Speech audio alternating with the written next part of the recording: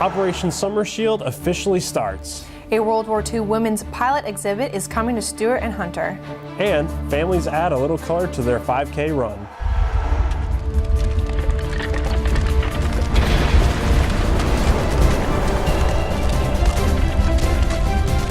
Welcome to this week's Marne Report. I'm Caitlin Kenny.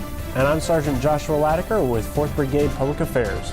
Operation Summer Shield officially started at Adazi military base, Latvia. The operation is to train NATO and U.S. allied forces side by side to help strengthen personal and national relationships of every country involved. Sergeant Toby Cook with the 319th Mobile Public Affairs Detachment has more.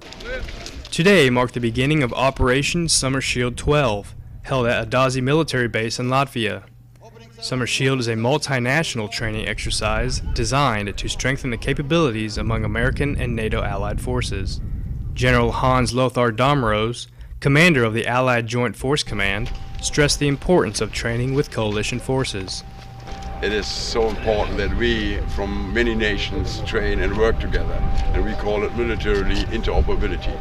So we've got to understand each other. A nation can do this, but to be able to accomplish something with many nations, that is the real challenge, and that's why we are training.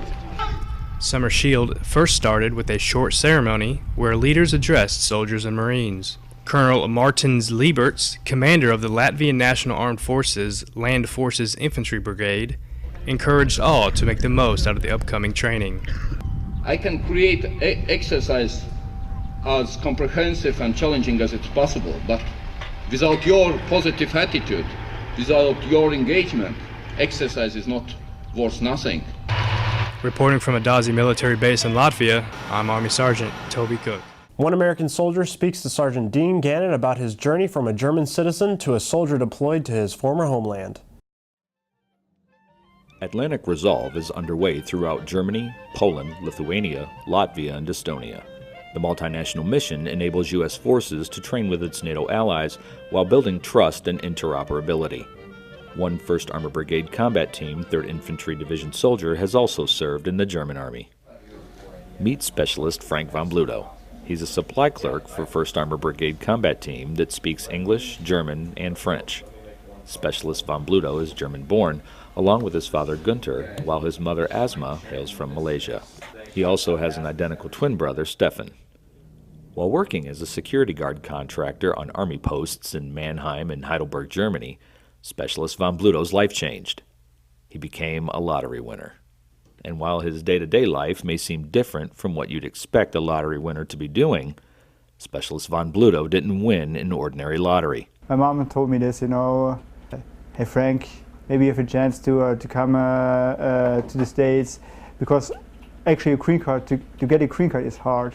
It's really hard, just when you're married, and or one of your parents is from the US or a US citizen, and I don't have the chance, And then I said, play. Maybe you have luck, a little bit luck, and everybody has luck in their life. 6 months later, the call finally came. Actually, I forgot about this. Somebody called me from USFIS. And then, are you Mr. von Bluto? I said, yeah. Congratulations, you win the green card lottery. And the first thing I was thinking is it's a joke.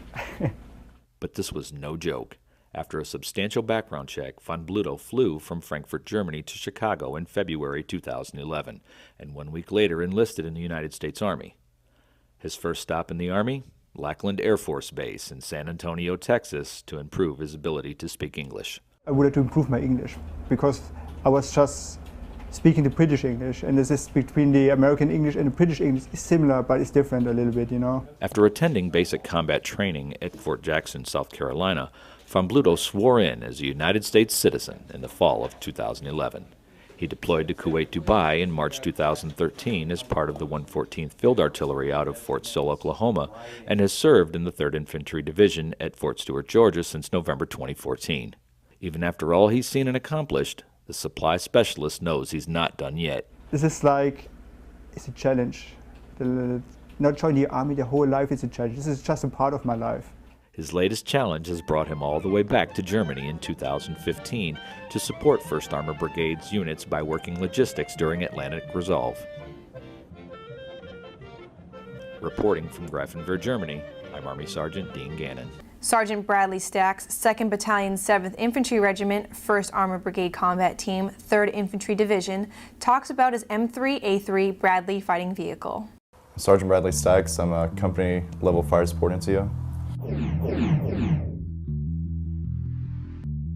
The Bradley itself is a personnel carrier. The 113 was used in Vietnam as an armored personnel carrier, and then the Bradley came along shortly after Vietnam and replaced it. As far as the capabilities of the Bradley go, its max speed is somewhere around 45-50 miles per hour. It has two weapon systems. It has a 25mm chain gun, and it has a coaxial 240 Charlie. I mean, compared to a tank, it's not really that much, but it is quite a bit of firepower if you know how to use the weapon system properly. And I just like shooting things, I guess. Do you have a nickname for yours? Like an actual nickname or a nickname for the Bradley as a whole? The nickname for your Bradley. Oh yeah, mine's Dingo. I just thought of a name and it had to start with a D, so it was Dingo. Everybody else had all the cool names. Well, Dingo is not a normal Bradley. Dingo is a fire support Bradley. It's actually, normal Bradley is an M2A3, and Dingo is an M3A3. It's a B-Fist, which is the forward observer version of the armored personnel carrier. My track doesn't actually carry personnel in the back of it. My track has a fire support control center in it. So, and it has a laser on it.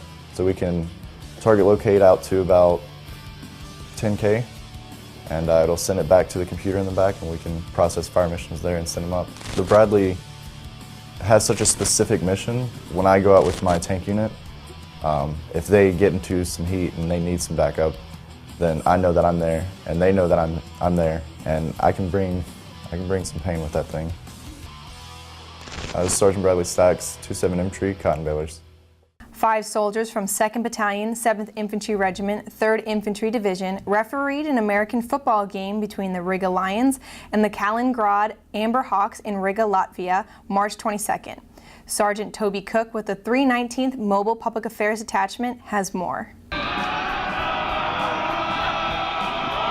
We brought 12 soldiers down from Adazi military base. We received a request from the Latvian American Football Federation to provide some referee support for them. There's there aren't a lot of locals who know the game that can referee, so they asked us to provide 5 or more referees for them tonight.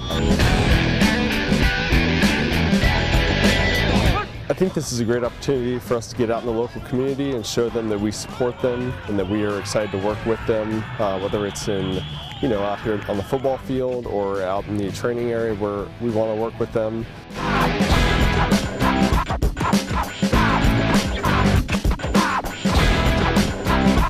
We had the opportunity to go ref a Latvian American football game.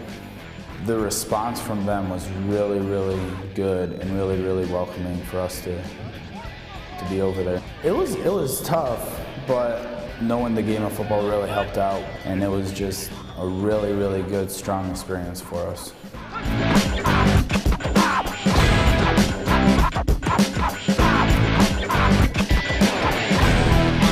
And when I arrived this summer, because they knew my bio that I had coached football, they said, hey, are you willing to go help these guys? So I went just to their first meeting and was just saying I'll help in any way I can or whatever. And they adopted me as their coach. So we spent the winter yelling at each other, and here they are.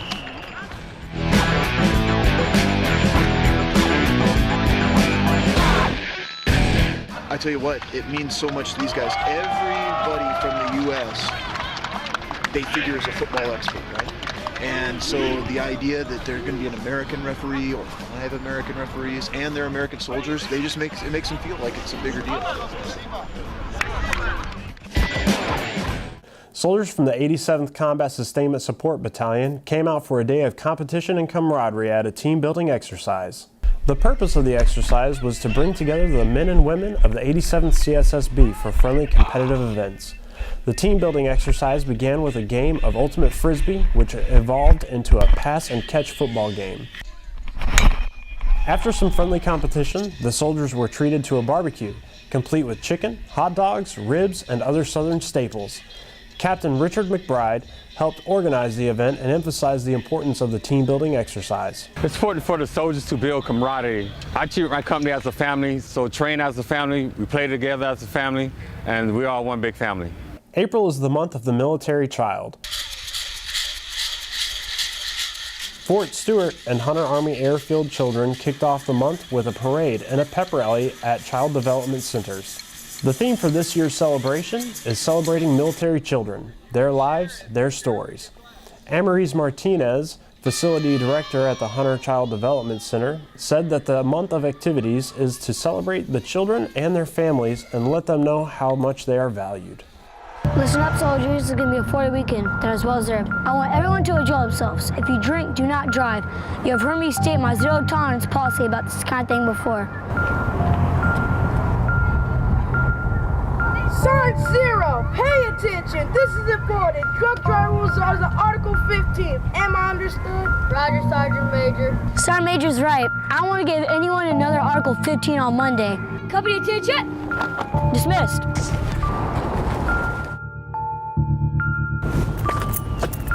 Hey, Zero, ready to drive? Yeah, we only had a few. You sure? Yeah. He's just buzzed. He'll be fine. Whatever do you see at PT on Monday.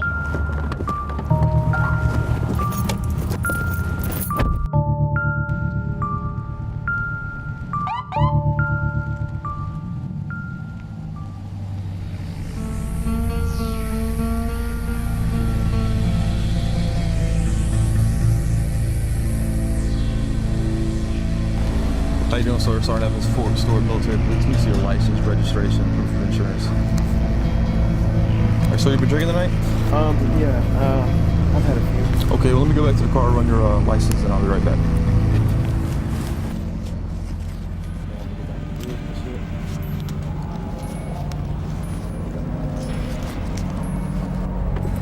All right, sir, could you go ahead and step out of the vehicle? I'm going to place you on apprehension for suspected DUI.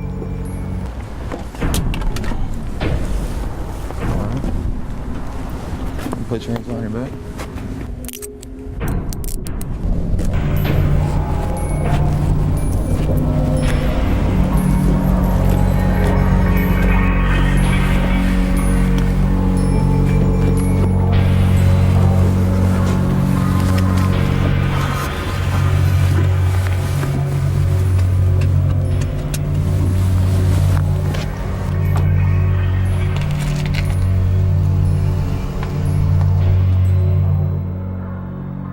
Sergeant Zero, after looking at all the evidence presented to me, I find you guilty of driving while intoxicated.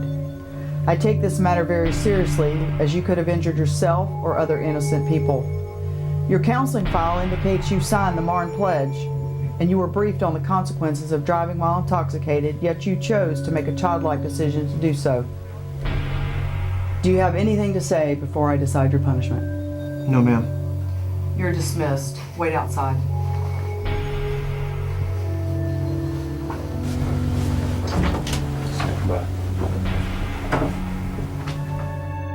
Sergeant Zero, I sentence you to 45 days extra duty, 45 days restriction, reduction in rank to E1, forfeiture of a half month's pay for 2 months, and I'm recommending you be chaptered out of the Army as a rehab failure. Step back.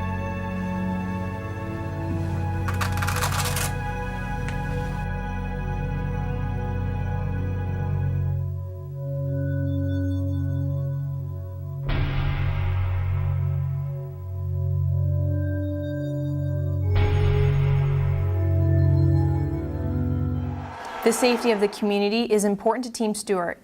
From March 23rd to the 29th, there was 1 DUI and 3rd ID. Remember to have a designated driver if you know you will be out drinking. Have some Marne pride and don't drink and drive. Coming up on the Marne Report, view a unique time in women's history at Fort Stewart Hunter Army Airfield.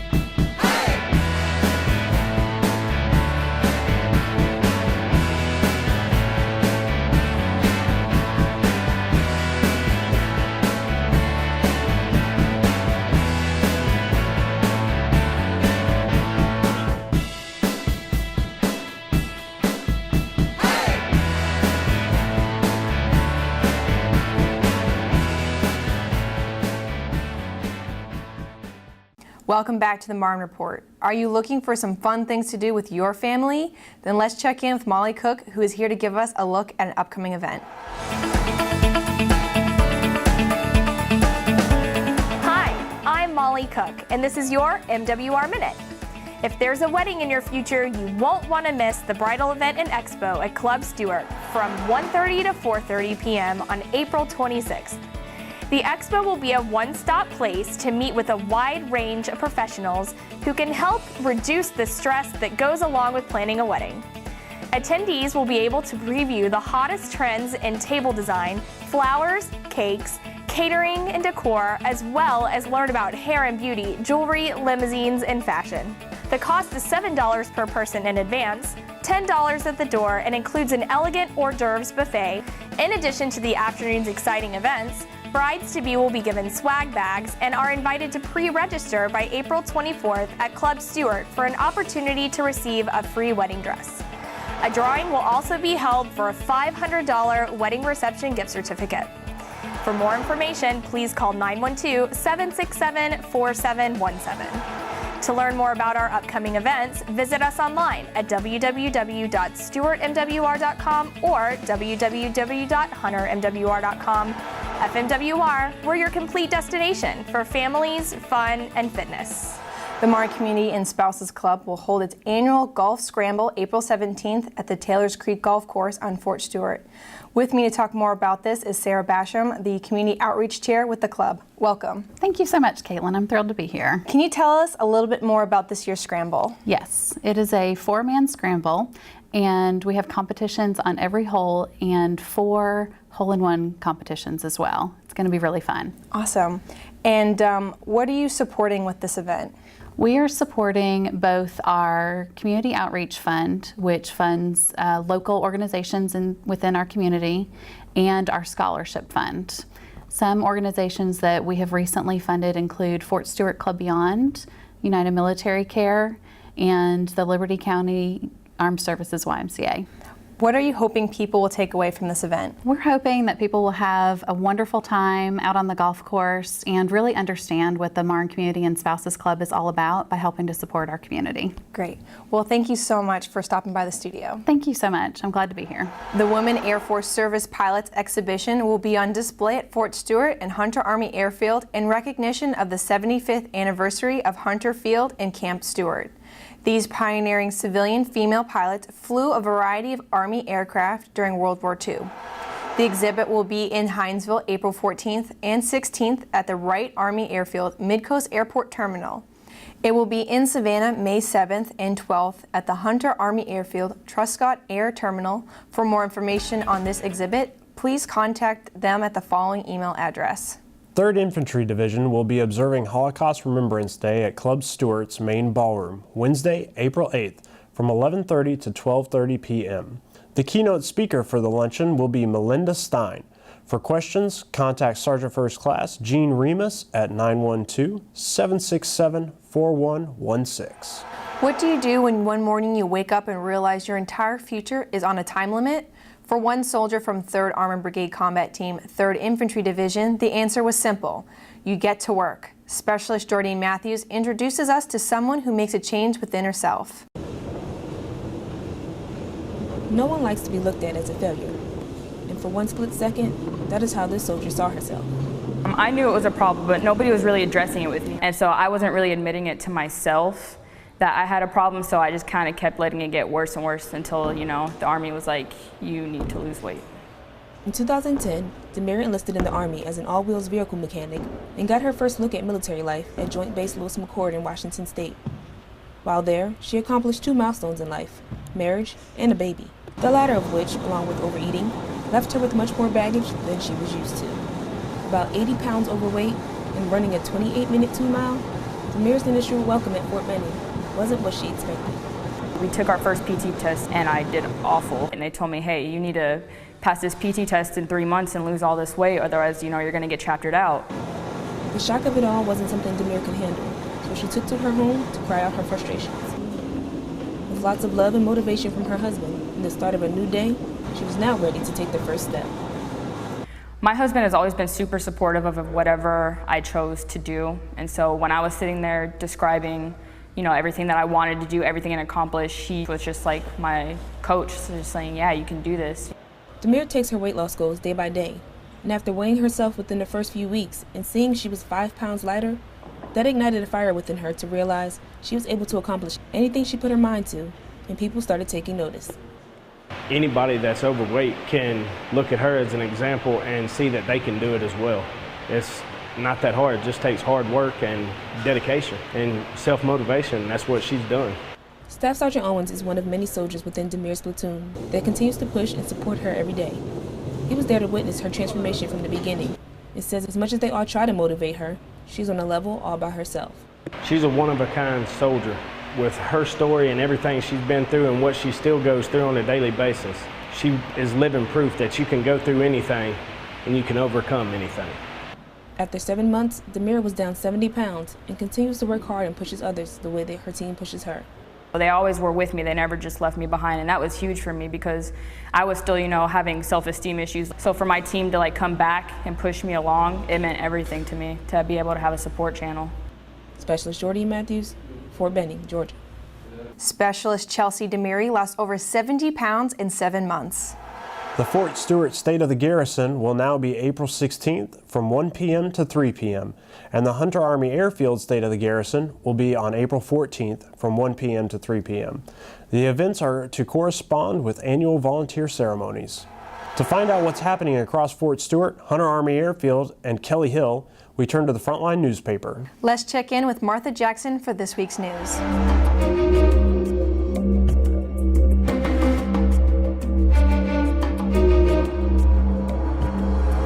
Hello everyone, I'm Martha Jackson with MWR standing in for Elvia Kelly, and I'll be giving you the latest details from the Frontline. For the April 2nd edition, you can expect to see how the cotton balers arrived in Bremerhaven, Germany, see how military children kicked off a month observed just for them, and check out how the Hunter Intramural team fared against Armstrong State University. Soldiers of 2nd Battalion, 7th Infantry Regiment, also known as the Cotton Balers, received an assortment of military vehicles in Riga, Latvia, and Bremerhaven, Germany throughout the month of March. The equipment came from both Fort Stewart and Fort Benning. Both bases are located in Georgia and were transported aboard a ship named the Liberty Promise. About 200 children from child development centers at Hunter cheered and sang at their pep rally April 1st at the South Perimeter Road CDC that ushered in a month of celebration for military children at Fort Stewart and Hunter. Besides an opportunity to have fun outside the fresh morning air, the young attendees, ages infants to age 5, seemed to enjoy the excitement and anticipation of upcoming events scheduled for them throughout April. Headquarters and Headquarters Company 224th Military Intelligence Battalion's intramural basketball team breezed through the Hunter Army Airfield intramural basketball team regular season and postseason tournament undefeated. They added another prize to the unit's trophy case after defeating first-class Armstrong State University's undefeated intramural team 52-47 at Hunter's Tominac Fitness Center March 24th. Join us on the Marne Report to catch the most current news and events found on the front line across Fort Stewart, Hunter Army Airfield, and online at our Team Stewart website at stewartfrontline.com. Coming up, check out what happened at the recent Extreme Color Run. There are symbols that represent loss. There are symbols that represent strength. And there are symbols that represent both. Remember, respect, and honor our fallen military heroes and the sacrifice and strength of surviving families who wear the Gold Star pins.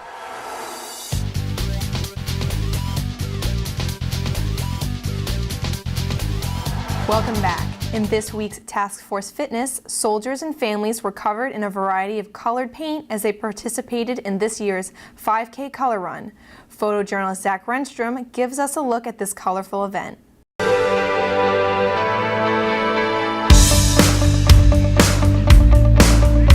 had the Extreme Color Run. This is our second go-round. We did the first one last year. Basically, it's a 5K fun run. People run throughout our trails here at Holbrook and get covered with a little bit of mud, but also these powdered paint colors.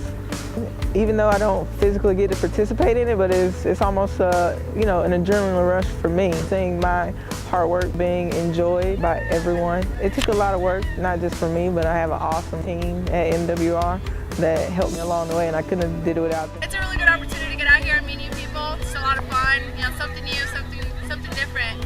So it's definitely fun. You know, it's a chance to get out there and make friends and see what the military or your community overall has to offer. And it's a great way to meet new people and make friends. And that's definitely something that you know, everyone wants, is to have friends.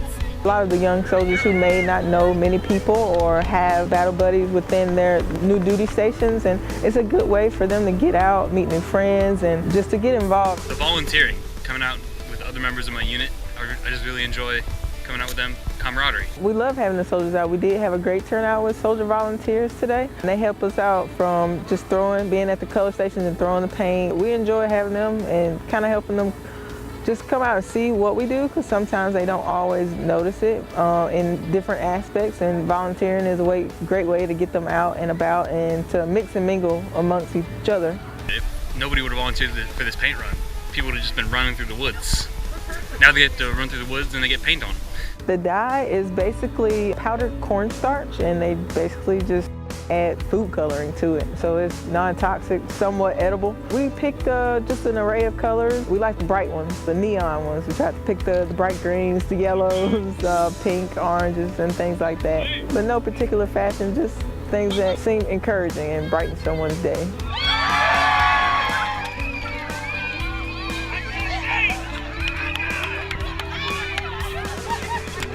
Each participant gets their own color packet, and we save it for the end. It's kind of a grand finale, a good send-off, and you know, basically a high five to everyone for, you know, participating and coming out. And we just have a big countdown at the end, and everybody kind of throws their color up in the air, and it's almost like a big burst of a rainbow. Yeah. But it's a good time. Everybody enjoys it. I think more people enjoy that part than the run sometimes. With beautiful weather, it's a good event, it's fun. If you haven't tried it, just get out and try it, or talk to some of the people who have, and I think they would all give you some good words and more reasons to come out and join us next year. That's all for this week's Marne Report. You can watch the Marne Report in the morning at 5, 5:30, and 8 and 8:30, noon, and in the evening at 5 and 5:30, 9 and 11. Or, as always, check us out on the web at stuart.army.mil and subscribe to the Third ID YouTube channel so you never miss an episode. Have a great week. Rock of the Marne!